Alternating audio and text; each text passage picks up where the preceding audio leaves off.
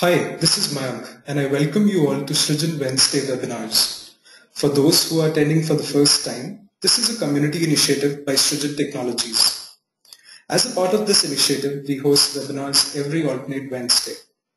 We get speakers from different domains who talk about subjects like front-end technologies, UI/UX, mobile apps, media, entrepreneurship, digital marketing, and many more. Today's webinar, titled Crash Course in New Product Development, is focused on how one of the surest ways to build a sustainably successful business is to build great products. This webinar will serve as a crash course where you will learn not only the basic concepts of product development and design thinking methodology, but also some critical aspects that you need to keep in mind while developing new products. I would now like to introduce a speaker. We have with us Mukesh Gupta. Mukesh is a director and customer advocate at SAP and an experienced design thinking and innovation coach. He has led design thinking based workshops across countries like India, China, Singapore, and Australia. He is the author of world's first business poem, Your Startup Mentor, which is available on Kindle. So without taking up any more time, let's get started. Mukesh, over to you.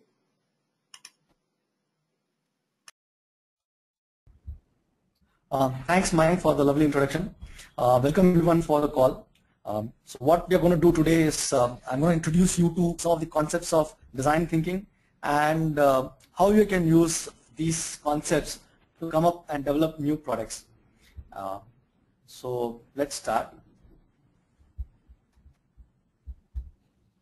So I'm sure every one of us very clearly knows what this logo represents. This is the logo of Pixar. So what we're going to do is we're going to examine what Pixar does to create the awesome movies that they create.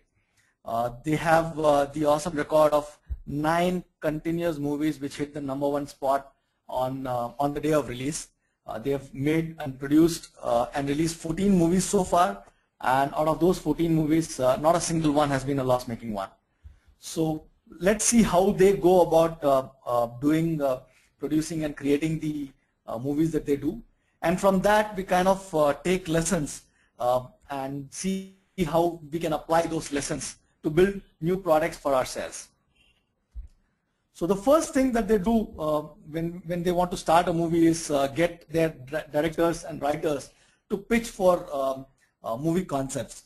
So one of the very clear criteria that they use in order to decide which movie to further develop and which idea to green light is the fact that they decide what movies they would like to watch themselves with their families. So that's the most important criteria that they use. Similarly, in any product development activity, what we have seen is there are 2 kinds of things that we will, products that succeed and do really well.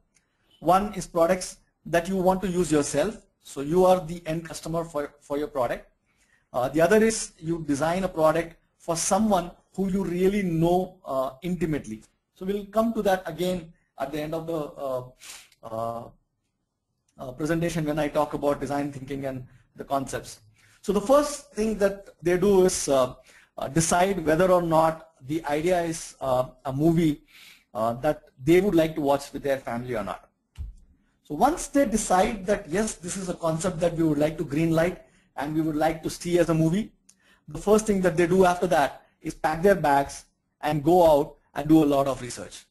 So for example, if you've seen the movie Ratatouille, the entire team of designers and producers, they actually went out to see a lot of 5-star chefs, world famous chefs, their environments, their kitchens, how they work with their team, how they actually create their dishes, what their mannerisms are.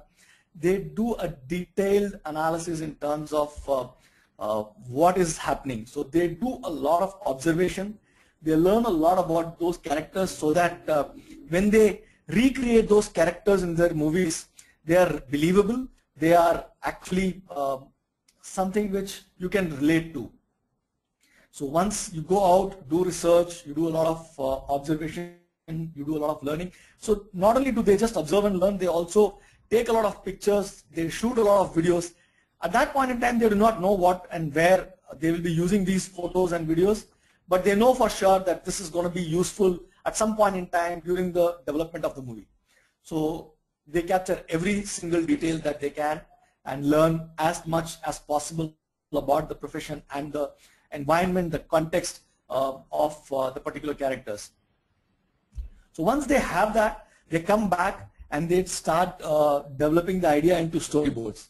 So these are nothing but small cartoon strips that they create, and they invite some of their own employees to do some basic voiceovers and to see how the entire story kind of moves from there on.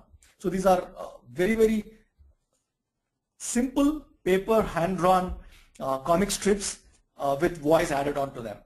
So once they do that, what they start doing is they call brain trust meetings. So these are meetings of the entire producer and directors and the community of people who are working on the different projects. In this meeting, the producer, the director actually showcase what they have done so far. And these meetings are known to be really, really rich in terms of candor. People are open and honest about what is working, what is not working, and if they have any ideas or suggestions as to what could make the movie or the story work better, that is kind of shared here in this brain trust meetings. So if you've read the book by Ed Catmull, who's the CEO of Pixar, one of the things that he says is that they attribute majority of the success that their studio has had to these brain trust meetings. When they were acquired by Disney, one of the things that they started doing in Disney is to have a similar culture and a similar kind of meeting which they set up within the Disney environment as well, where it is okay to be open, honest and critical about the project and keep the overall end user, or for in this case the audience, and what will make the audience really sit up and take notice as the only criteria, and everything else kind of set aside. So what happens is once the director and the writers receive feedback in these brain trust meetings, they go back to their drawing boards and start working on those feedbacks as well. So the entire process of coming up with an idea and taking the initial storyboards to the brain trust and seeking feedback, all of this has a lot of uncertainty built into the process. They're not sure whether or not the movie is going to turn out the way it is going to turn out, and a lot of times it doesn't. So a lot of times you start with something and you kind of end with something else totally different and not where the original director or the writer had in mind to go, right? So there's a lot of uncertainty in the process. So once they have the feedback, they go back and iterate the entire process again, take the feedback, incorporate the feedback, whatever the director and the writers feel. The entire idea is to move from suck to not suck. So that's what Ed Catmull says. He says that the first version of all their movies really, really bad. And it is their responsibility as the producers and the directors and the executives to move it from being really bad to really awesome. And everything else that comes in between is through iteration and multiple iterations and feedback and candor meetings. There are times when typically movie takes about anywhere between 18 months to about 24 months. And within this process, I'm sure that they have like close to about 20-25 brain trust meetings where they get feedback on all aspects of the end product, which is the movie itself. So once you start doing this, it is also critical that you have very, very strong teamwork built into it. Creating a movie is purely a teamwork. There is no one person who can actually have an impact on the movie. A movie will turn out to be a blockbuster only and if only every single department of the project actually puts in their best and work together as a team. So this means that the producers, the directors, the writers, the artists, the technical teams which actually do the animation, the set designers, everyone needs to come together, understand the vision of the director, and kind of work together as a team in order to build the movie as per the vision that the director has laid out. So, which is very, very critical, right? And one of the things that they also talk about is trusting the process. A lot of times you'll find that there's a lot of uncertainty. You do not know whether something is working, not working.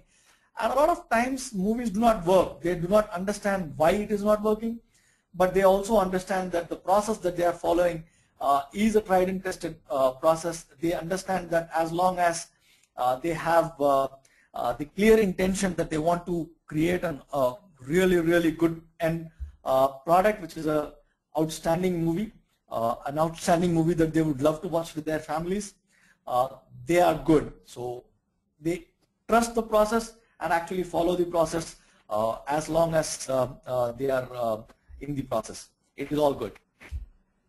So one of the things that they also make sure is to add a lot of emotional connect in every single thing that they do.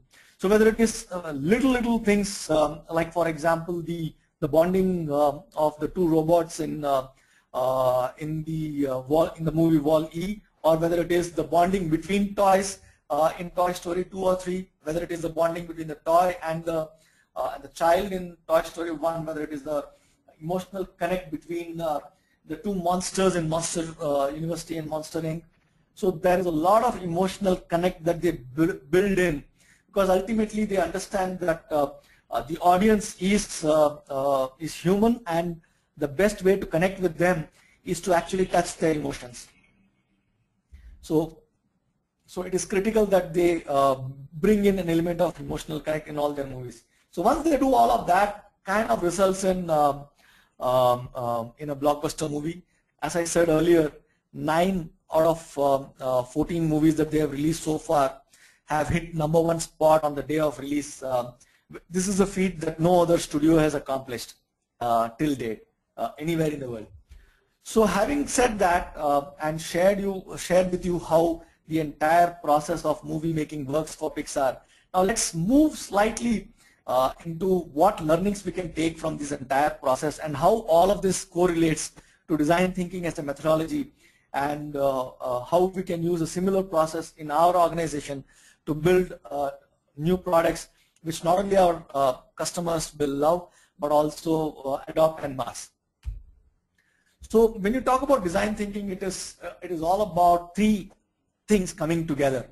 One is the right people, having the right space, and having the right approach of the process. So people, space, and approach, if you put all of these things together, kind of becomes the culture of the organization itself, right? So you need to have the right kind of people, give them the right kind of space, and give them the right kind of process, and you can rest assured that they will come up with something really, really good. So when we talk about design thinking as a methodology, and we're talking about people, we talk about people who are T-shaped. So typically in every design thinking project that we talk about, we want to staff the project with people who have deep or depth in one particular skill, one particular area, and understand a lot of other areas. So that's what I mean when I say a T-shaped person. So who understands and has expertise in one particular area, but also understands broadly a lot of other topics. And if you bring together people from different domain expertise, like for example, you have someone from sales, you have someone from marketing, you have someone from product management, you have someone from development. You might even want to have a customer or a prospect in the team. You have someone who is a project manager, and you find that you have a lot of differing skills, and when they all come together and follow the approach, they kind of can weave magic, as Pixar does in their movies. The next aspect of design thinking is about space, right? So it's not enough to have the right people in. You also need to give them the right kind of space for them to actually start working on. What I mean by right kind of space is an area which is open for creativity, an area where there are a lot of items which people can actually use to create prototypes, an area where a lot of people can actually come together and own the area and do whatever it is that they want to in that area. So it might look chaotic, but at the same time, this is what actually can spur a lot of innovation, a lot of collaboration and teamwork in the project itself. The third aspect of design thinking is the process itself. So a lot of differing people have different sets of processes that they talk about when they are talking about design thinking. One of the processes that I talk about is a 6-step process, where the first step is to understand, observe, define a point of view, ideate, prototype, and test. Some of the leading authors might have a 5-step process. IDEO for sure has a 5-step process that they follow. But this is the process that I kind of follow and have seen work a lot and work really, really well for the teams that I have worked with. So let's kind of quickly delve a little deeper into the process itself and what I mean by the process, and kind of relate it back to the Pixar example that I had shared earlier. So before we go there, one very, very clear and critical aspect of design thinking is that you need to have the right question, right problem in order to come up with a really, really good solution. So there are two spaces, problem space and solution space, which very clearly defined, and we follow the same methodology that designers actually follow, which is diverge and converge in every single step of the process. So now let's come back and bring this all together on the story that we created in terms of how Pixar does its movies. So the first step in the process is to understand, right? So you need to understand who is it that you want to build the product for. So when I started the session, I also spoke about the fact that you can ideally, really, really successful products are built either for yourself or for people or for someone who you really, really know well. It doesn't matter who that person is, as long as you are able to relate to the person, as long as you are able to identify with the person and give a name and a persona to that person, you can actually create a good product for that particular person. So it is very, very critical that you understand who it is that you are developing the product for. You understand their personality, you understand what they like, what they don't like, you understand in what context do they lead their lives in, what are some of the challenges that they face, what are their behavioral characteristics, what are some of their professional, personal life characteristics. So the more you know about the person for whom you are designing the product, the better you will be in terms of making decisions when it comes to actual features, functionalities that go into the product itself. So very, very critical to understand who your user is. So once you understand who you are developing the product for, then you need to go out and do a lot of research to understand the context in which the particular person or the user is going to use your product. What is their life like? So what time do they get up? What kind of challenges do they face through the day? What kind of contextual information can you gather about that particular person, which can actually go into building a new product? So if you are developing a product for some of your existing customer base, then go out and spend some time with that particular customer base. So you can do this by 3 different ways. So one is you can actually see and observe. So you can be a fly on the wall and see the prospect or your customer go through their day-to-day activities, let's say for a week or so, to try and understand what are some of the areas which they actually struggle. The other way to do it is to ask people as to what are their struggles, what is it that they want to see as a product that can actually solve some of their problems. So what we have seen is that once you've done both, you also get to know the actual problems. So a lot of times what happens is when you ask someone as to know what their problem is, what is it that you want to, what is it that you can solve for them, typically they come up with, let's say for example, they say, I have X problem that I want you to solve. 99% of the times you can rest assured that that is not the real problem. The real problem lies somewhere else. The problem that they talk to you about is a symptom. So you need to dig deeper. You need to understand, truly understand what exactly is the problem. So how can you do that? You can do that by questioning, like for example, why do you think is this a problem? So how do you solve this problem right now? So what else does someone else do for the same problem? Why is it that you think this is a problem? What can you do to completely avoid it? What can you do to skip it? And things like that. So once you dig deeper, you ask why 5 times, 4 times, then you actually get to the root of the problem.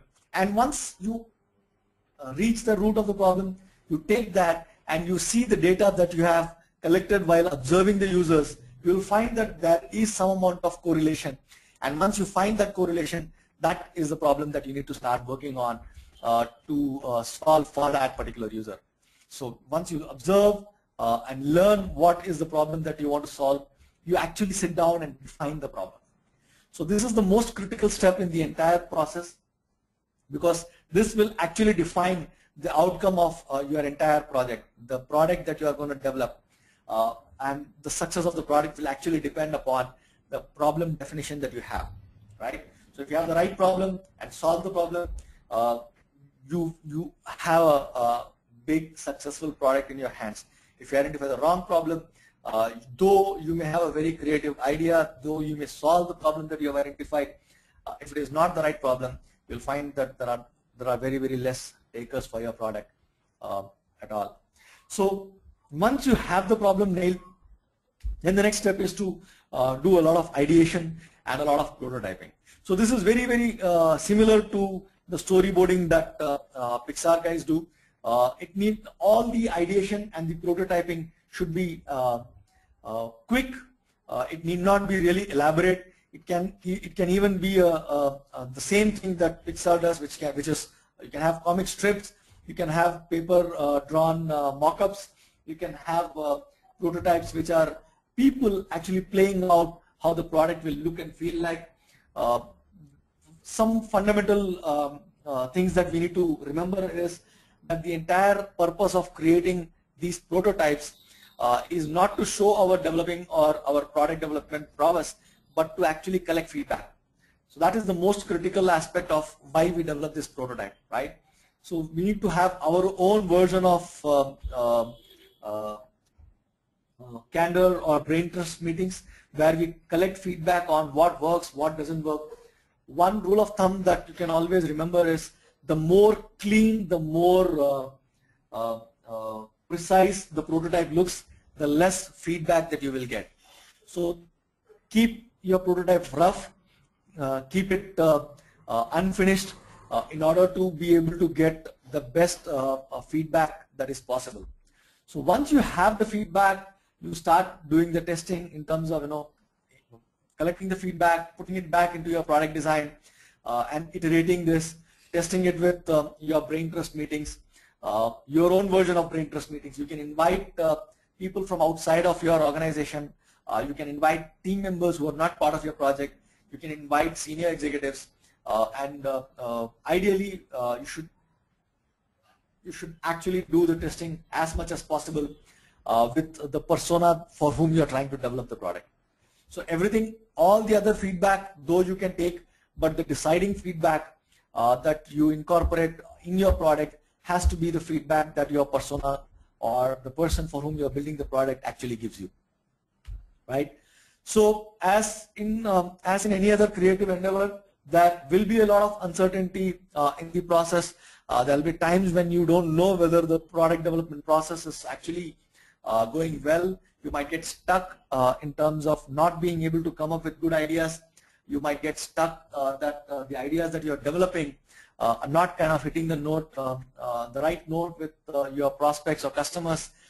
But remember that this uncertainty is part of the process, and you should trust the process, right? So as long as you continue to do the same, to follow the process, and keep in mind that the ultimate aim for you is to get feedback and acceptance from the person for whom you are developing the product.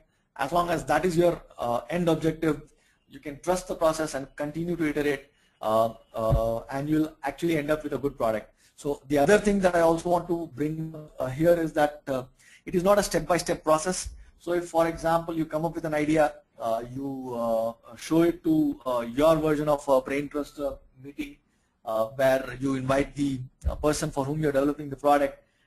He gives you he or she gives the feedback to you that it is not working. Then you can go back. Instead of working on that particular idea, you can probably look at a different idea. So if 2 or 3 times, if the idea is not working, if you get a feel that the problem statement is probably something that needs to be worked at, you start working at the problem statement. You again go back to your research that you have done, understand from that what other challenges are there that you can actually work at solving. You can actually go back and look in terms of whether you are even targeting the right person for whom you are building the product. And again, it's a process. And believe me, each process, the end-to-end steps, can be done anywhere between a half a day to maybe around a week's time. So it's very, very fast in terms of how you can do the iteration. It's very, very fast in terms of how you can do the complete end-to-end process and thereby shrink the overall product development cycle, because once you will only start developing the product as such, whether it is a software product which you start coding, or whether it is a physical product which you start actually manufacturing. Will only be done once you know that the particular product is solving the particular challenge that your end user or the prospect or the customer for whom you are building the product actually says that yes, it does. So as with Pixar, iterate, move from scratchy prototypes to really, really good end products, right? So again, as you move along in the process, your prototype will continuously get polished, and once you have a clean idea in terms of the product, how it looks and feels like, that is the time when you actually start also working on the interaction design part of your product. How does a user actually work on the product? How is it that you can actually get this particular user or customer to get hooked to your product? So what is it that the psychological trigger that you are going to create so that the end user will actually continue to use and continue to engage with your product? So all of that kind of gets added in as you go along further in the process in terms of iteration, from moving from not such a great and a crappy or a crude prototype to a polished product. So again, as I said, teamwork is really, really critical in the entire process. If you put together people from diverse field, you will find that flares happen. A lot of discussions will go heated up. You'll find that there will be a lot of times when you will not be able to agree with each other. You will find that there are arguments galore. But as long as everyone is aligned to the fact that you want to create an awesome product for the customer that you have in mind, solving the problem that you're trying to solve, and as long as you have a leader who can actually bring everyone back and ensure that time-bound decisions are being made, you will really, really do well in terms of coming up or developing a great product. So again, as I was talking about Pixar movies having a lot of emotions, one place where a lot of people actually miss out is adding a little bit of emotional connect in their products as well. Irrespective of whether it is a tech product, whether it is a physical product, there is always a way for you to actually add some amount of emotional connect to the product itself. So whether it is the notifications from Facebook, whether it is the Google doodles that they have on their search page. So there's always a way for you to add some amount of emotions in your product. Do not miss adding or doing this particular aspect of your product, because this is what can actually differentiate between a decent product and a really good product. So once you have done all of this, I'm sure that you will have a blockbuster product at your hand. So there is a lot of things that you also need to do in terms of marketing the product well. So while doing the entire iteration process, when you're doing this prototyping, when you're doing the brain trust meeting, your version of brain trust meeting, you also understand how do you pitch this product to the customer. So that's also one of the reasons why it is important that you have a sales and a marketing guy in the team as well.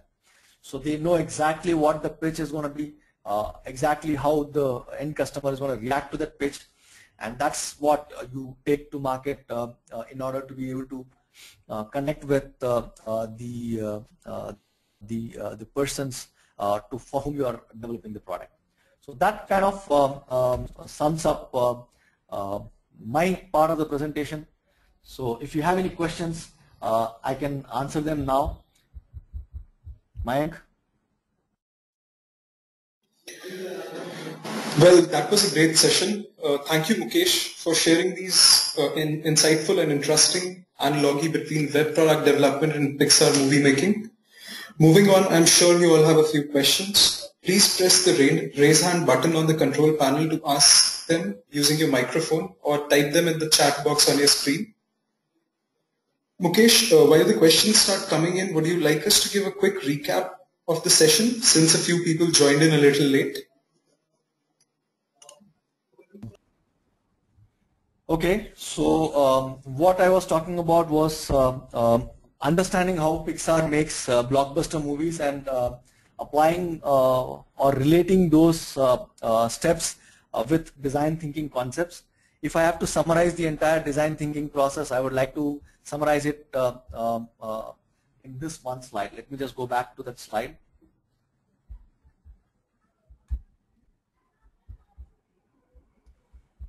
Okay. So if I have to summarize what design thinking is all about and how you kind of need to or can develop really great products using design thinking, it is on this slide. So design thinking is all about having the right kind of people, giving them the right kind of space, and giving them the process which they can use to come up with some really great products. So when I talk about people, I'm talking about T-shaped people, where we have people from different fields who have in-depth knowledge about their particular field, but also understand a lot about the other aspects of business coming together. When I talk about space, I'm talking about having a creative space where people can move around, where people can fiddle with things, where people can actually have a storyboard, have the potential to actually build some physical prototypes as well. So that's the space aspect of it. Then comes the process. So different people talk about a different kind of process, but ultimately it all ends up in this. This picture summarizes all the processes that are there when it comes to design thinking methodology. So you have two kinds of spaces. One is problem space, one is a solution space. The problem space is where you actually identify what is it that you want to solve. So you start with end user in mind, observe what is happening in their lives, contextualize, observe, learn about their lives, learn about some of the challenges or problems that they are facing, which you would like to solve. Then you make choice in terms of the particular problem that you want to solve for the particular kind of a person. Once you have that, you kind of create the problems statement. And then once you have the problem statement, then you start doing ideation as to how do you solve this particular problem. So again, you make a lot of choices, you come up with hundreds of ideas which can actually address this problem. And once you have these hundreds of ideas, you play around with a few ideas, let's say for example 5, 6 ideas which you think have the most potential, and then kind of do prototyping for those particular ideas. Use your own version of brain trust meetings where you invite the person or persona or someone similar to the person that you are trying to develop the product for, showcase the product, collect feedback, and incorporate the feedback into your prototype and do multiple iterations. If things are not working, you go back 1 step, you go back 2 steps, you go back 3 steps, and again start from there and see what works and what doesn't work. All of these can be done in really fast sprints. You don't need any technical development skills, or you don't need any.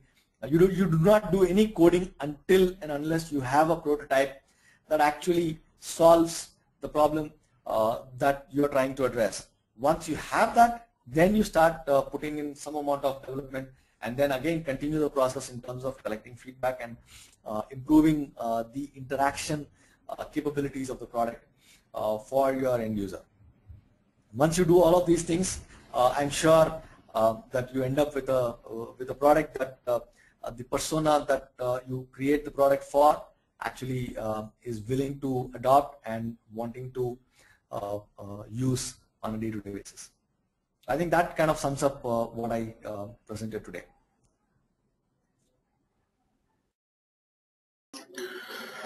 Thank you for the recap. So we have a question by Zehra, who would like to know that how to create realistic timelines in the ambience of uncertainties that are inherent to this process of product development. I'll repeat that question. How to create realistic timelines in the ambience of uncertainties that are inherent to the process. Okay. Okay. So let me put it this way.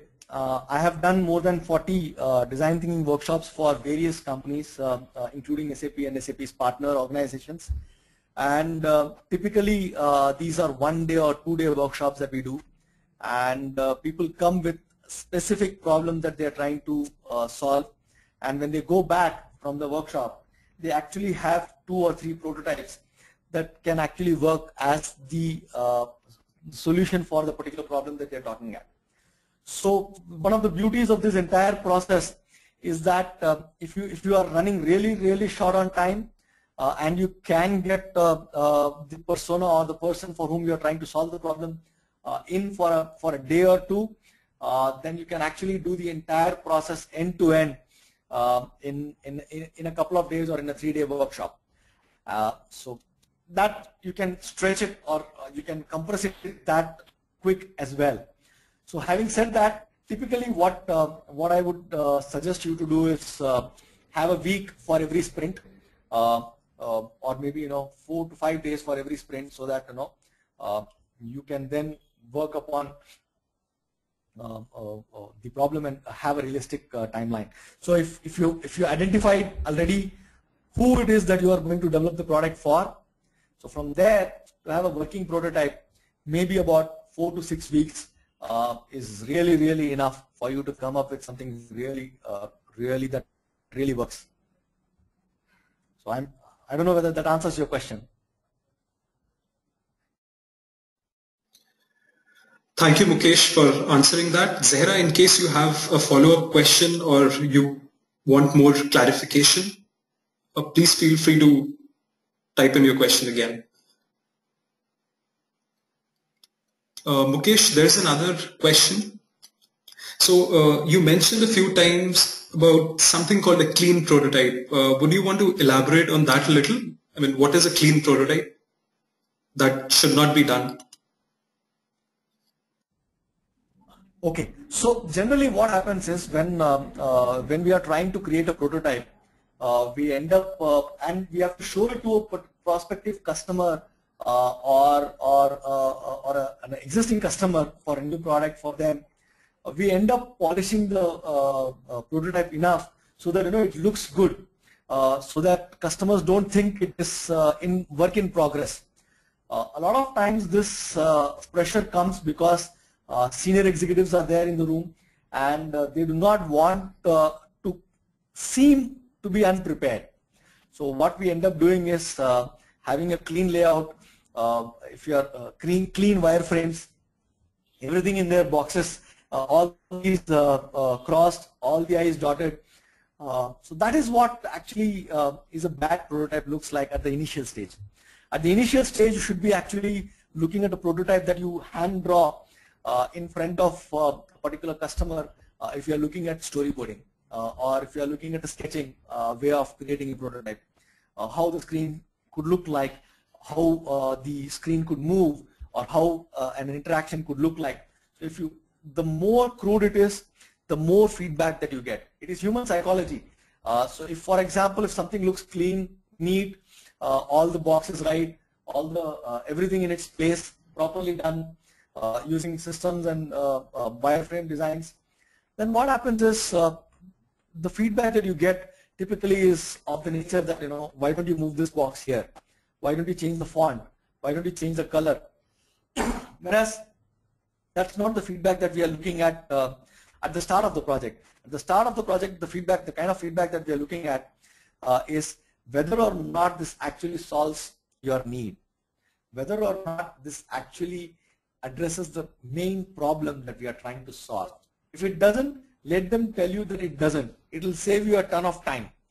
And in order to enable them to tell you that it doesn't work, they should feel that there is not much work gone into the prototype itself, so that so they can actually give you the open and honest feedback.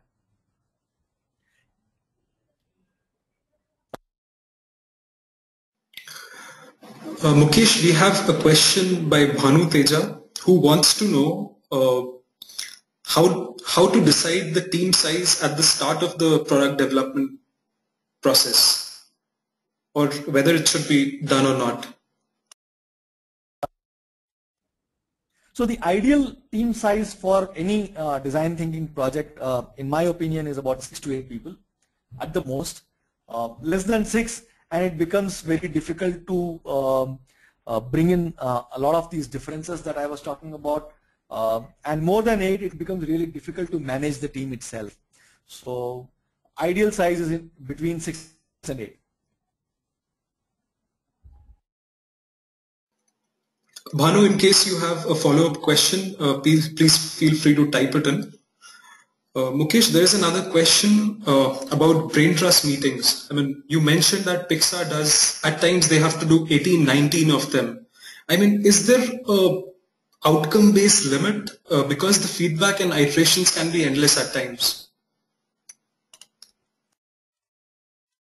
Yeah, so that decision whether or not to continue the iteration and continue to present at the brain trust meeting is not in the producer's or director's hands. So the way it works in Pixar is that as long as the movie is not released, they will continue to show the movie to the brain trust in those brain trust meetings. So once the movie's production is done, then it is done. So once the movie is done and released, what they do then is go back and do a post-mortem of what went well and what didn't go well in the entire process of making the movie. But until that point in time, until the movie is not finished production, it will continue to come up for the brain trust meetings.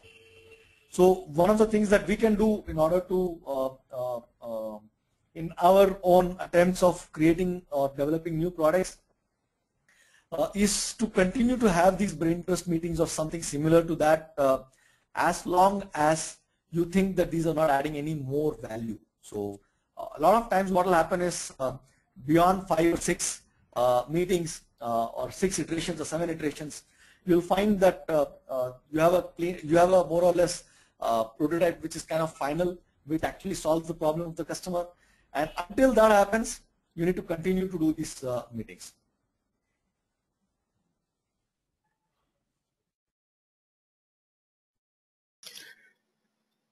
Thank you for answering the questions, Mukesh. Since we are running towards the end of the webinar, I would request those who still have questions to please mail them to webinars@srijan.in. Thank you once again, Mukesh, for such a knowledgeable session. We are sure everyone found your presentation very interesting and insightful.